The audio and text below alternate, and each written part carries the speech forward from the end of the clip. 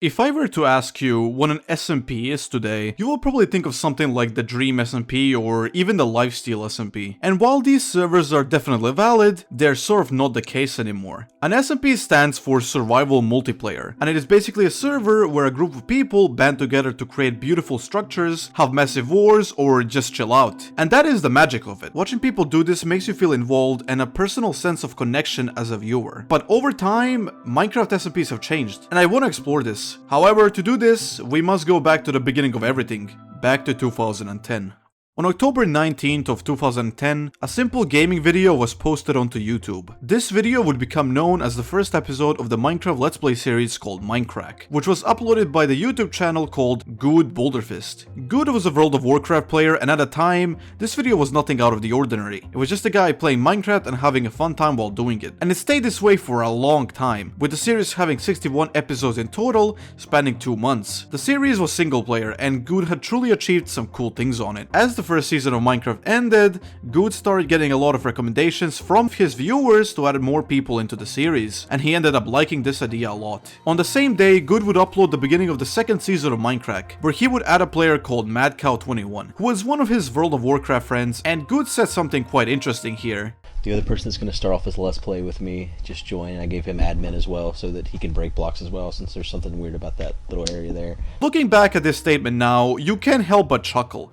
Good seemingly having to give his friend operator status just so they can break blocks is such classic Minecraft. You can also feel this old Minecraft energy with Good and his friend having to talk in chat and not using any external means to voice call. Something about this is just so innocent and retro, with the videos having minimal cuts and extremely prolonged gameplay clips, which really shows how long ago it was, as the videos were recorded on version alpha 1.2.5. Keep in mind that back then, there was really no way to know if your server would get griefed, as there were no world protection plugins available online due to how young Minecraft was. So Good had to be very cautious when creating this SMP, and as the episodes went on slowly, he invited more of his friends along the way. Good would eventually invite Jschlatt19, who was another Minecraft Let's Play YouTuber eager to join in on this new and interesting concept. Later, Good decided to take the leap and give his audience a chance to join the server, where he would invite a few more members, and the server was finally looking like a true multiplayer survival. One of these eventual members was VintageBeef, a Minecraft YouTuber who had begun his career through this server. As season 2 came to a close, you could really feel that something special was being built here. Maybe it was the Zebra House created by Good himself, or VintageBeef's Stone Mansion. It was something about these builds that you could truly feel the personality of the person who built them, and it set the server on a path to success. Season 3 of Minecraft was new and exciting. This is because Good had invited many more popular Minecraft content creators at the time, people like Paul, who was the origin of Minecraft tutorials, Dockem77, a YouTuber who will create cool farms, Generic B, the man who started Hermitcraft, Kurt J. Mack, an individual that had the quest to walk all the way to the far lands, and Ito's Lab, just a guy who loved to play Minecraft and one dear to my heart. These creators all worked like a charm together, and with Minecraft's eventual peak in 2013, the server had exploded. This is because at the time, Mindcrack was the only place where a community of people had bound together to make something unique. And it really showed that, with the server reaching its peak in popularity. It really seemed like everything was going well, with the server going into season 4 stronger than ever, as they added a Minecraft legend to the roster, Sedbling, who was known for his crazy redstone contraptions. But then, something unexpected happened. Mindcrack season 5 was different. It felt different in a sense that the world was limited, in a 4000 by 4000 world border box, which expanded by 5 blocks every day. This was an interesting move by Good to try to bring the community together, but it had the opposite effect, making players bored and not wanting to play as much anymore. Soon after season 5 was released, a Reddit post was made talking about this specific issue and comparing the video output of Minecraft between seasons 4 and 5. Ito was one of the people who replied to this post, stating that his days playing the server were numbered, with most of the activity dwindling down, leaving him as the only player on the server sometimes. Good also ended up replying to this Reddit post, stating that he was completely against resetting the map, as he wanted the server to be on only one map, but a lot of people did not agree. He also stated that he himself has been losing interest in the server, and that fans should not expect any major builds from him. Another notable outcome of this Reddit post was Dockem77's reply to it, stating that the Mindcrack group had begun to refer to themselves as a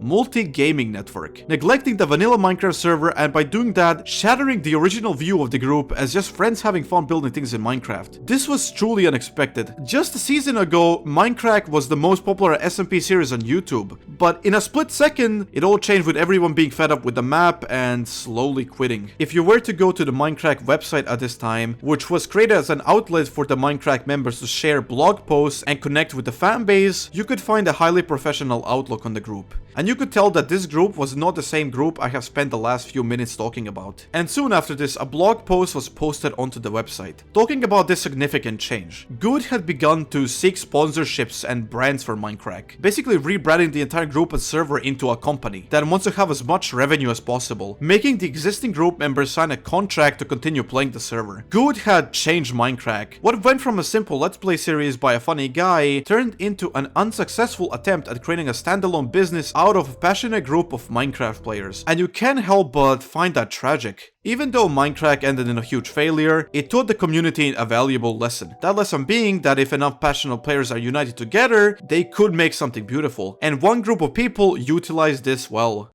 Hermitcraft began on April 13 of 2012, started by Generic B way before he joined Mindcrack. The server was made due to him wanting to join Mindcrack, but unfortunately was not invited, so he decided to make his own SMP. Generic B would invite a lot of his friends to Hermitcraft, people like Keralis, who would do building tutorials, Joe Hills, who was a person known for playing Minecraft maps, and most importantly, Hizumavoid, who was known for his tutorials. The first season of Hermitcraft was quite a mess, with the server struggling with multiple map presets and a ton of lag. Due to this, a lot of people would end up leaving during the first season, as this was a new concept at the time and there were no other SMPs other than Mindcrack. Season 2 started with Generic B quitting Hermitcraft to focus on Mindcrack, as he was finally invited. This was quite unexpected, and due to that the slowly expanding Hermitcraft community was left without a leading figure, causing massive problems. Some of the most notable people joined at this time, two of them being MumboJumbo, who was a YouTuber known for his redstone shenanigans, and False Symmetry, a Let's Play YouTuber. During Season 2, Hizumavoid would also step up and take the leading role for the server, which the community desperately needed. And although the server was not doing much better than in Season 1, it was starting to show that something here could be special. Season 3 though would change everything. As talked about before, this season started during the time that Mindcrack started to fall off, and Hermitcraft would skyrocket to success. This was because Hermitcraft did not go down the same path Mindcrack did, focusing more on community stability and collective decisions. The server season was also held on amplified terrain, which was never done before on a Minecraft SMP. It truly felt like nothing could stop it, especially when Ito and DocM77 joined Hermitcraft after leaving Mindcrack, which would help the server reach even higher levels of popularity. And this was true even in Season 4, which was hosted on 1.9, the update that added elytras into the game, allowing for many new playstyles and unique shenanigans. This season also started a new concept for the server called districts, a way of dividing areas that had their purpose on a server as a lot more people joined, like Cupfan, who had one of the longest running Minecraft series, and Iskal, who had done a lot of modded series. Hermitcraft was finally reaching the same heights that Minecraft was, and it showed us what a community of people can do if they're united by a burning passion for the game they love.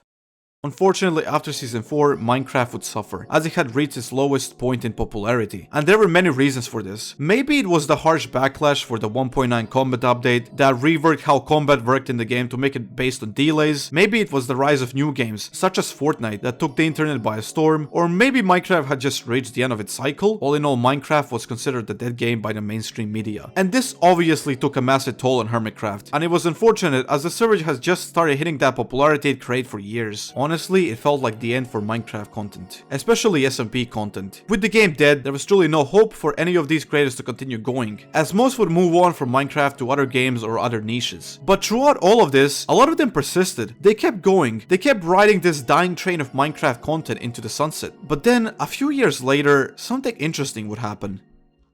On May 6th of 2018, a video would be uploaded onto YouTube by a channel known as Jschlatt. This video was titled A Tribute to Minecraft, and while initially it did not gain that much recognition, it was a video detailing the nostalgia of old Minecraft and its old content, and going in depth about his own personal experience with the game, which resonated with a lot of people on that same personal level. As it slowly gained popularity over time, this video started to get a lot of the old players back into the game. On March 1st of 2019, a new SMP called SMPLive was created by the YouTuber known as Call Me Carson, who at the time was known for making a bunch of these weird little Discord skits where him and his friends would talk about random topics in a very comedic atmosphere. This is why Carson creating an SMP felt weird and unexpected. By this point, the only successful SMPs were made by people who already knew everything about Minecraft and were quite child-friendly. The Hermitcraft members and even the Mindcrack members did not even swear in their videos. Carson, on the other hand, was a YouTuber known for his dark humor and vulgarity for comedic effect, and a person person like that creating a Minecraft SMP, well, let's just say that was not expected in any way. SMPLive began with a few rules set in place. One of these rules was that whenever a person was playing on the server, they had to be live streaming, hence the name SMPLive. And it was also possible for the viewers of these streams to pay the streamer they were watching to do what was known as a hit. These hits were either killing another streamer or pranking them. These concepts were never done before, as live streaming Minecraft was not that popular before this SMP, especially not paying streamers for events to happen, making the SMP immediately stand out from the start as it allowed the audience to feel involved with the creator they were watching, and even had a say in the events that would happen. The SMP began with a total of 10 founding members, one of them being Jschlatt. Jschlatt began his journey on the SMP by screaming into everyone's ears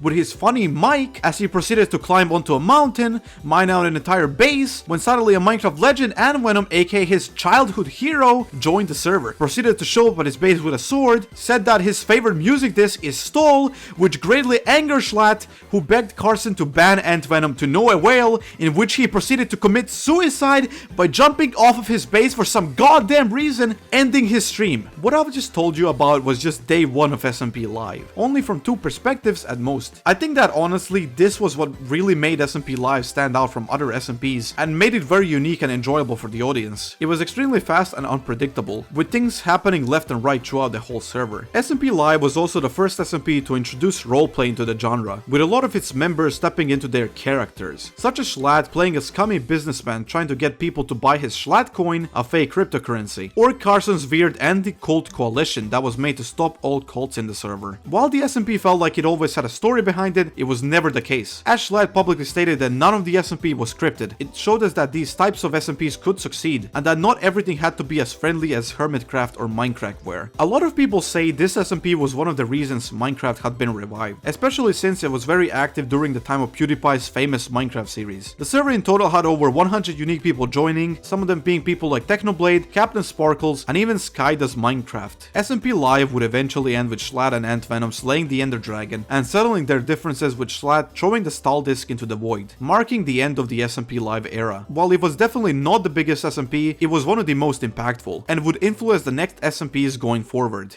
One of the members of SMPLive, Wilbur Soot, was heavily inspired by the server and decided to create his own. And on November 22nd of the same year, with the help of Chip, a person who made this tweet way prior to the involvement of Wilbur, he established SMPEarth. This SMP played out on a massive 1 to 3,000 scale of Earth, with every continent being replicated perfectly. The Factions plugin was also added to help members create their own countries, as it allowed claiming land, and in doing so a way more fun experience. SMPEarth was even more audience focused than SMPLive, and that could be seen with the server having a Dynmap, which is basically a website where the viewer could see the full map of the server, with a bonus that showed the online players and their locations. Already a really fun and unique concept, but there was something even more unique that was never done before up to that point. Chip had orchestrated an entire alternate reality game inside of the SMP, and to be honest, that is fucking impressive. If you are unaware, an ARG is usually a story in which the reader, in this case viewer, can actually make an impact, and this was especially true in the way viewers help find clues by scouring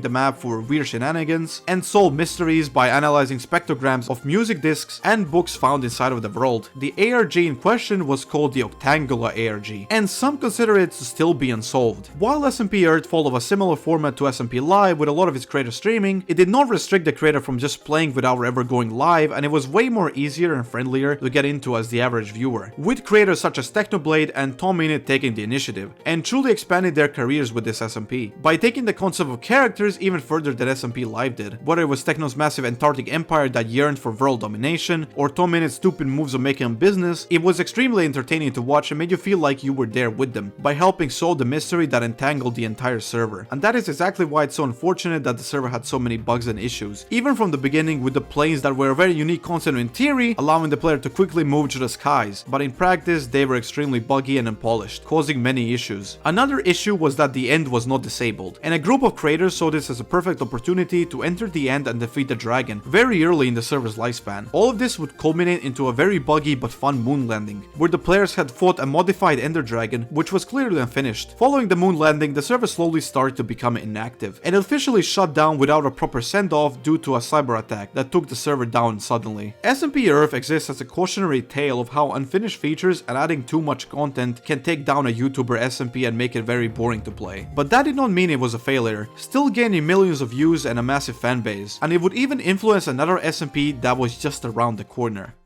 During 2019, with the booming popularity of SMPLive and PewDiePie's Minecraft series, a new YouTuber would seemingly rise out of nowhere. And most of you probably know who he was. Dream began his Minecraft videos on July 9th of 2019, and instantly blew up with his PewDiePie Seed videos. Later, he was invited into Minecraft Monday as well, which was a tournament revolving around many game modes. And Minecraft Monday was regarded by many to be another one of the reasons why Minecraft was revived. This helped Dream gain more popularity, and in December of 2019, Dream would upload the first Minecraft Manhunt. Minecraft Manhunt was a massive success. It was a series with a very simple premise of there being a speedrunner trying to beat the game by killing the Ender Dragon, and a hunter who would chase them around trying their best to kill them. Despite the simplicity, this series worked like a charm, because it was very easy to understand and had many opportunities for highly skillful gameplay and insane moments. As the series gradually turned more extreme, with multiple hunters chasing Dream, he was already regarded as one of the most influential Minecraft creators, as his channel blew up immensely after this. On April 24th of 2020, Dream had a simple idea of creating a Minecraft server for him and his friend George Not Found to play on. And this was the very first instance of the now famous Dream SMP. And you could really feel that. It was that same feeling of innocence that Good showed during the beginning of Mindcrack, as this was just a server created for fun above all else, most likely to be scrapped later. As the days went by, however, Dream started inviting more of his friends to the server, people like Sapnap, Awesome Dude, and Callahan. Eventually, one of the people that played SMPEarth would join the Dream SMP,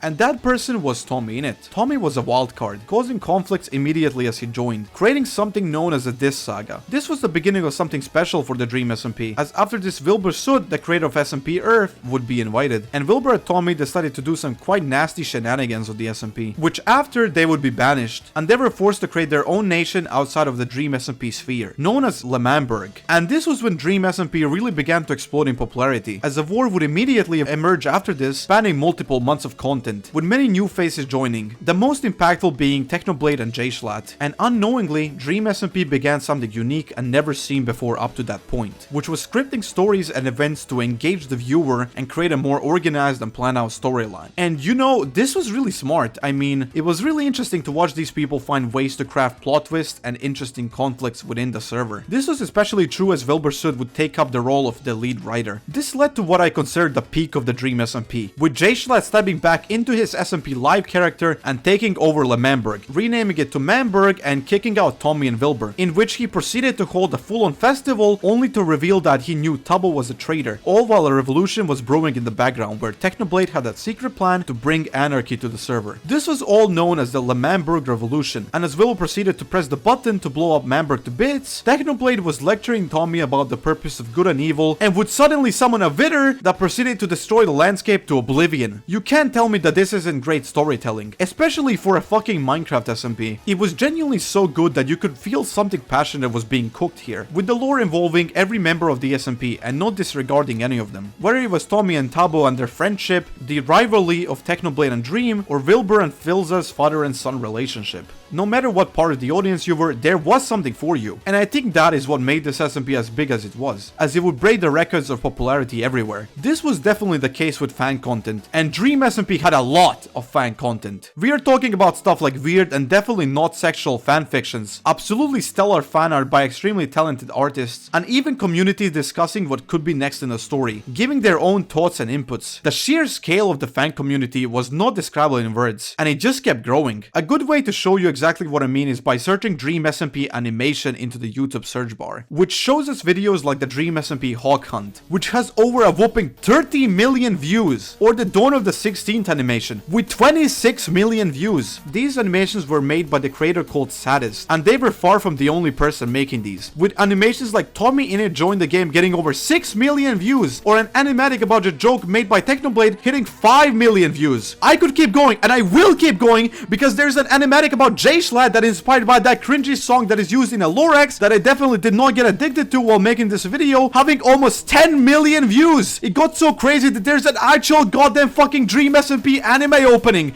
that is actually good. This is absolutely crazy. It just doesn't stop. Yeah, I don't know how we got to this point, but oh my god, this SMP is something else. Unfortunately, not all of this attention was positive, as there was a group of people known as the Dream SMP Stan community. This community was regarded by many to be extremely toxic and ignorant, and a lot of creators such as Jschlatt would experience massive online harassment and dissatisfaction from them, ending with him leaving the SMP after the Manberg revolution. A minority of the SMP members would also get into frequent dramas and disputes that I will not talk about in depth here, but it's worth noting that the SMP started to show cracks in its strong foundation. But the SMP kept going, stronger than ever, with the story moving forward steadily, setting up Tommy as the true main character and Dream as the main antagonist, with everyone on the edge of their seats watching the massive raid on the new Lamamber orchestrated by Techno and Dream, waiting for the day when Tommy would finally take back his music discs, defeating Dream in the process and taking his last canon life. The day that would make the Dream SMP the greatest SMP of all time!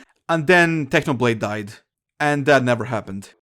The morning I woke up and found out that Technoblade had died was uncanny. It was surreal at first, seeing a notification on my phone letting me know that Techno had posted a new video that was just titled "So Long Nerds" was uncanny. Technoblade was a creator who has struggled with cancer for a good amount of time now, and due to his sarcastic and comedic nature, I assumed this video was a joke and wasn't actually real. But it wasn't a joke. It was reality. After this video, several bad things happened in my life, and while I really do not want to talk about them here, looking back at this video, I think it really conveyed a message. Reality hits. It hits suddenly and without warning. It can take away what we enjoy and love instantly. That is how life works, and this video says that perfectly. Dream SMP was never the same after Techno's passing, and unfortunately has started to drop in popularity rapidly. The story couldn't really move forward, as Techno was actually one of the main writers and one of the most important characters in it. And you could really feel that with its members slowly experiencing justified burnout, they didn't want to play on the Dream SMP. They were tired of playing on it. Fortunately, the final battle did end up happening, with the SMP members slaying the Ender Dragon at the end as the server closed one last time. But it just wasn't the same. The server's popularity had already dwindled down, and it just felt empty without Technoblade. And you could see that with the players of the server. We had lost a creator we loved, but they had lost a close friend. And I can only imagine what that may feel like for them. The Dream SMP was a huge part of the evolution of SMP content, and probably a huge part in me and you as well, and there's no denying that. Some may even say it was the biggest SMP of all time, as it had broken multiple records and kept going for so long. It was also, in my opinion, the last traditional SMP, and what comes next is quite shocking, as it would change the SMP genre for better or worse.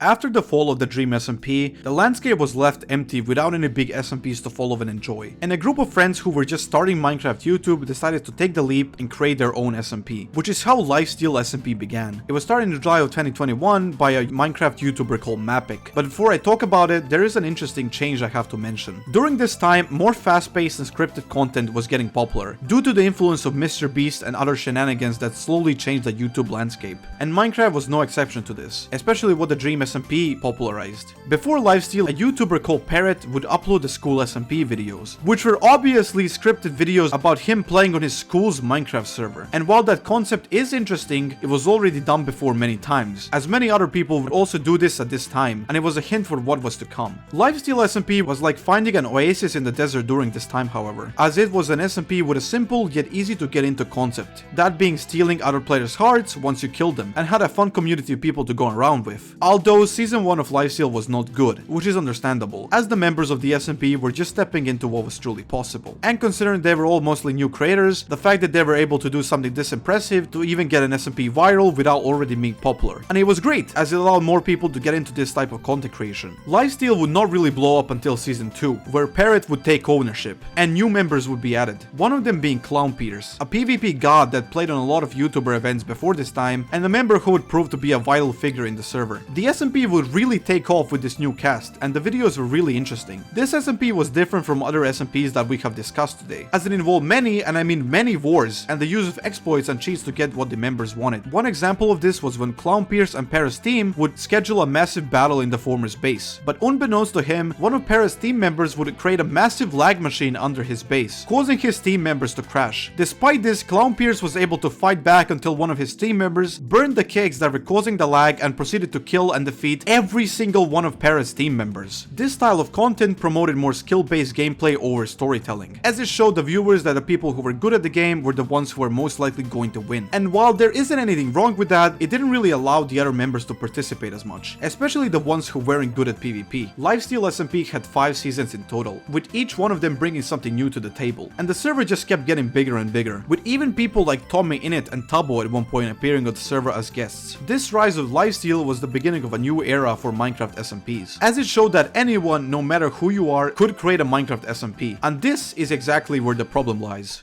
During the early days of Lifesteal, a smaller YouTuber by the name of Infamous JJ would start his own SMP, called Demise SMP. This SMP was created for smaller content creators who did not have the privilege to join the Lifesteal SMP, and had the same lifesteal function the main server had, but with a few technical changes. And you could not deny that this server was definitely a Lifesteal copy, although copying Lifesteal would prove quite effective, as Demise SMP saw some success in its runtime. And the weird thing is that Demise SMP had its own community of fans who were eager for new content, and this content we're talking about was specialized in grabbing your attention quickly and keeping it throughout the whole video, with clickbaity thumbnails and over-the-top acting. Lifesteal SMP also suffered from this to some extent, but it wasn't as obvious as here. This content can be referred to as slop content, and it's impossible to ignore its influence on the SMP landscape, as Demise SMP would inspire more smaller content creators to create their own SMPs, such as Awaken SMP. Awaken SMP was an SMP which came out sometime after Demise that took the lifesteal concept even further, adding heads into the game, which would make traps really interesting, as players would make scripted videos trapping other players and killing them. And Awaken SMP was not the only one. Ryzen SMP was an SMP where the players were tasked with obtaining a crown that resided at spawn, to have an epic battle of God knows what.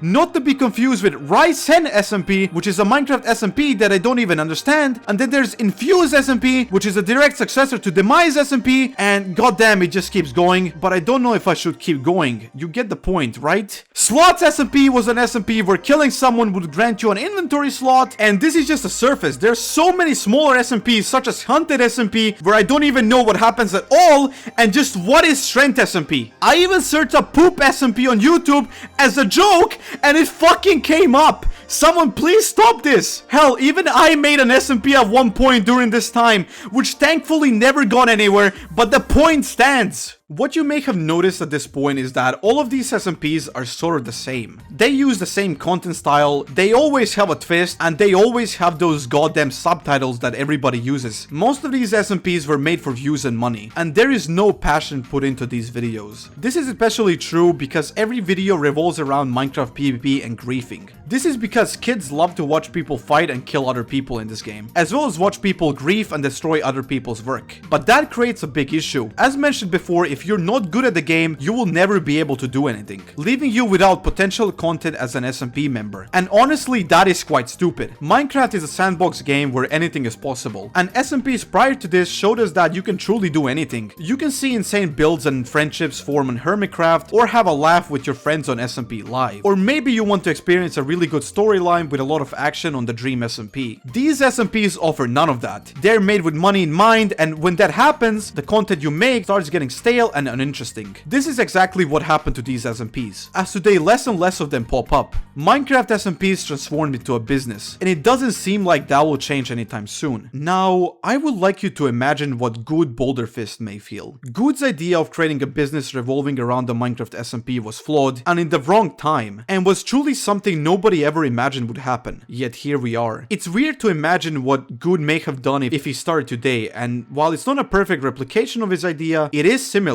as this slop content is created with the intent to make a lot of money. Mindcrack was a server of impossible scale, and at one point even the creator of Minecraft, Notch himself, joined to see what the commotion was about. It got so insane that Mindcrack actually influenced some of Mojang's development decisions, before the studio was acquired by Microsoft. But it's a different time today. We have many griefing protection plugins, and we don't OP players just so they can break blocks anymore. Yet the legacy of Mindcrack still lives on, even in these videos made for views above passion. attention, because it was Mindcrack that started it. But it's not all bad. Even if all these SMPs were made just to get a lot of money, there's still some interesting ones out there. As we speak, Jschlatt has started a new SMP called SDMP that has a similar vibe to SMPLive. And long ago, Quackity, one of the Dream SMP members, started the QSMP, which is a massive Minecraft server that united a lot of people of different languages together, and that is really impressive. I will not go in depth about these SMPs as they are still quite new, even though Iron Mouse is in the QSMP! Oh god, I love Iron Mouse. Help me, please.